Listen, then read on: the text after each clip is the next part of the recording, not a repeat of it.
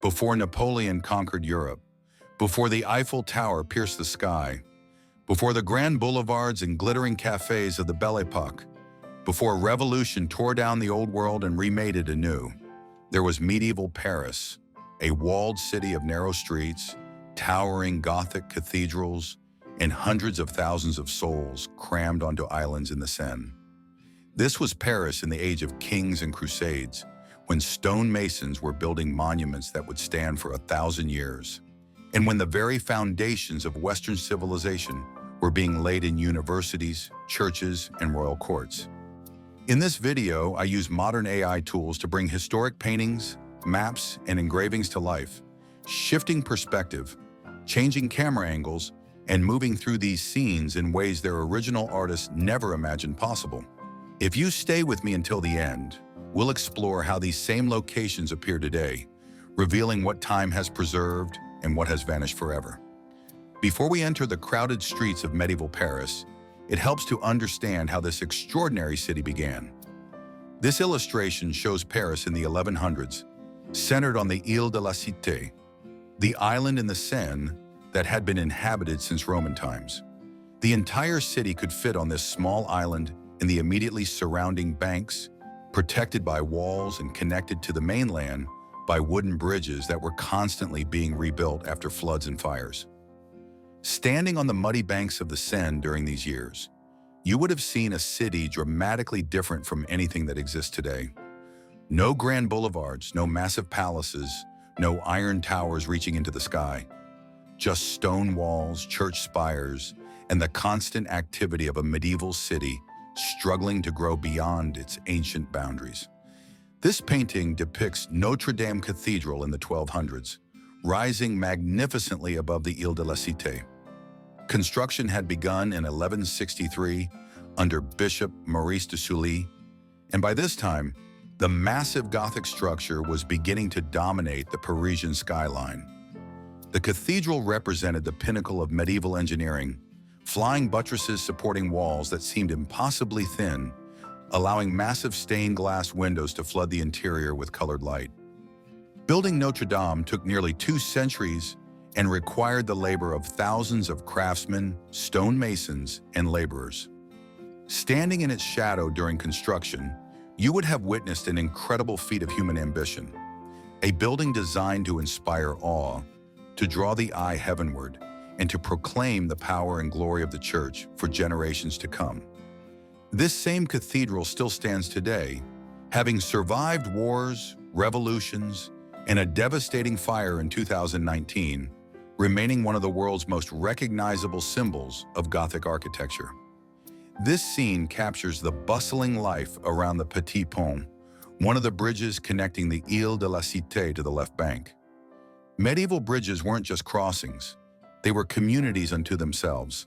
Houses, shops, and even chapels lined both sides of the bridge, creating narrow passages where merchants sold their wares, beggars asked for alms, and crowds of people pushed through the constant flow of urban life. Walking across this bridge, you would have been surrounded by the sounds and smells of medieval commerce.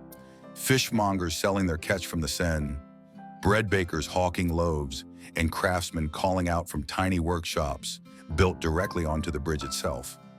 The river below served as both highway and sewer, with boats carrying goods upstream and waste flowing downstream in an endless cycle.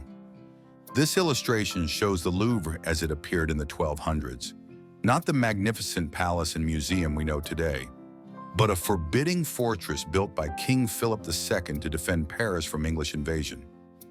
Thick stone walls, circular towers, and a massive keep dominated the western edge of the city, standing as a reminder that medieval Paris existed in a constant state of military threat. The fortress served as both defensive stronghold and royal treasury, housing the king's wealth and important prisoners within its walls. Today, parts of these original medieval foundations can still be seen in the basement of the modern Louvre Museum, offering a glimpse into Paris's martial past beneath one of the world's greatest art collections. This painting depicts Sainte-Chapelle in the 1200s, shortly after its completion in 1248. Built by King Louis IX to house precious Christian relics, including what was believed to be Christ's crown of thorns. The chapel represented the absolute pinnacle of Gothic architecture. Its walls seemed to disappear entirely, replaced by massive stained glass windows that created an interior flooded with jewel-toned light. The chapel still stands today on the Ile de la Cité, its windows restored, continuing to inspire the same awe in modern visitors that it created over 700 years ago. This scene shows the left bank in the 1200s, where the University of Paris was transforming education throughout Europe. Students from across Christendom gathered in this neighborhood to study theology, philosophy, law, and the liberal arts under masters who were shaping medieval thought. The Latin Quarter earned its name from the language of instruction, creating a cosmopolitan atmosphere where ideas mattered more than birthright. The narrow streets around the university teemed with young scholars, many living in poverty, while pursuing knowledge that would shape the future. Debates raged in taverns and lecture halls about the nature of God, the structure of the cosmos, and the proper relationship between faith and reason. This intellectual ferment made Paris not just a political capital, but the educational heart of medieval Europe. This illustration captures the Marché des Halles in the 1300s, Paris's central marketplace where food from across the kingdom converged to feed the growing city. Covered stalls stretched across a vast area where farmers, butchers, fishmongers, and bakers sold everything necessary for survival. The market operated with its own regulations, its own courts, and its own fierce sense of independence from royal authority. Standing in the market during those years, you would have experienced medieval Paris at its most visceral. The smell of fresh bread mixing with the stench of blood from the butcher's quarter, the calls of vendors competing for attention, the press of bodies as thousands of people conducted the daily business of buying food. This painting shows the Palais de la Cité in the 1300s, the royal palace where French kings held court before moving to the Louvre and eventually Versailles. The palace complex dominated the western end of the Ile de la Cité, with its massive halls hosting royal ceremonies, legal proceedings, and the daily business of governing the kingdom.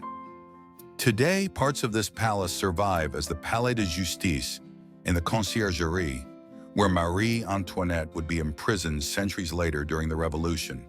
This scene depicts Paris during the Black Death in 1348 to 1349, when plague swept through the crowded medieval city, killing perhaps half its population. Bodies piled in the streets, churches overflowed with the dying seeking last rites, and the normal rhythms of urban life collapsed into chaos and terror. The plague exposed the fragility of medieval civilization, showing how quickly order could dissolve when death came calling. Those who survived emerged into a transformed world. Labor shortages gave workers new bargaining power. Traditional authorities faced unprecedented challenges, and questions about divine justice and human suffering echoed through every level of society. The plague years marked a turning point between the confident High Middle Ages and the more uncertain era that would follow.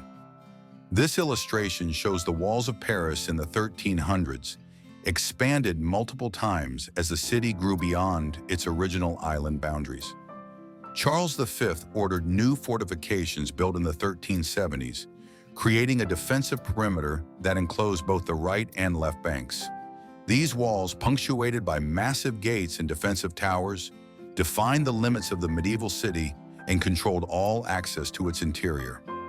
Walking through one of the great gates meant passing from countryside into urban space, from the wild into the civilized, from one legal jurisdiction into another.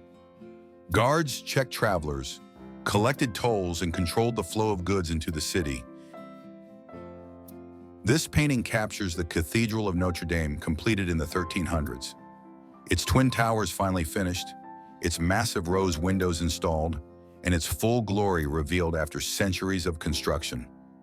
This was the Paris before empire, before revolution, before modernity, yet already creating the monuments and institutions that would shape Western civilization for 1,000 years. Subscribe to the channel to explore ancient cities, vanished empires, and historic moments, all reconstructed through AI and historical research.